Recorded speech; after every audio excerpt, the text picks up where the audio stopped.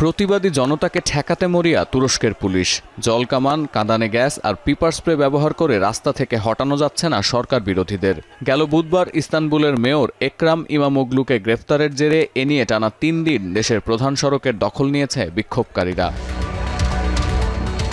আল জাজিরার তথ্য বলছে, গেল বৃহস্পতিবার ২০২৮ সালের নির্বাচনের প্রার্থিতার ঘোষণা দেওয়ার কথা ছিল ইস্তানবুলের মেয়র একরাম ইমামোগলুর, কিন্তু ঠিক তার আগের দিন সরকার বিরোধী বিক্ষোভে সংশ্লিষ্টতা, দুর্নীতি ও সন্ত্রাসী সংগঠনকে মদদ দেওয়ার অভিযোগে একরাম সহ ১০৬ জনকে আটক করে পুলিশ। মেয়র একরামের দল সিএসপির নেতৃত্বে শুক্রবারের বিক্ষোভ সমাবেশে অংশ নিয়েছেন ৩ লাখেরও বেশি মানুষ। বিরোধীদের এই তৎপরতাকে সড়ক সন্ত্রাস আখ্যা দিয়ে সব ধরনের নাশকতা বন্ধের নির্দেশ দিয়েছেন প্রেসিডেন্ট রিসেপ তাইয়েপ এরদোয়ান।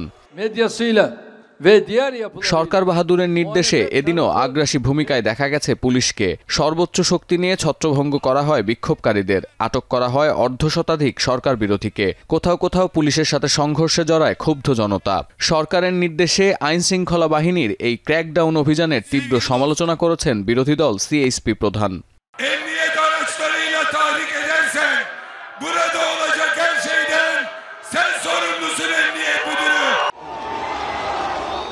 এএফপির তথ্য বলছে, বুধবার ইস্তানবুলের মেয়রকে গ্রেফতারের জেরে শুরু হওয়া বিক্ষোভ ছড়িয়েছে তুরস্কের ৩২টি প্রদেশে। বৃহস্পতিবার পর্যন্ত আটক বিক্ষোভকারীর সংখ্যা ৮৮। অনলাইন অ্যাক্টিভিটির জেরে আটক আরও অর্ধশতাধিক। এছাড়া গেল ৩ দিনে আহত হয়েছেন অন্তত ১৮ জন পুলিশ কর্মকর্তা।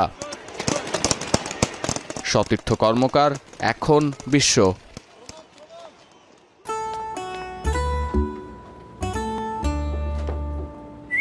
এই ঈদে জুয়েলারি ক্লোদিংয়ে বিকাশ পেমেন্টে ডিসকাউন্ট।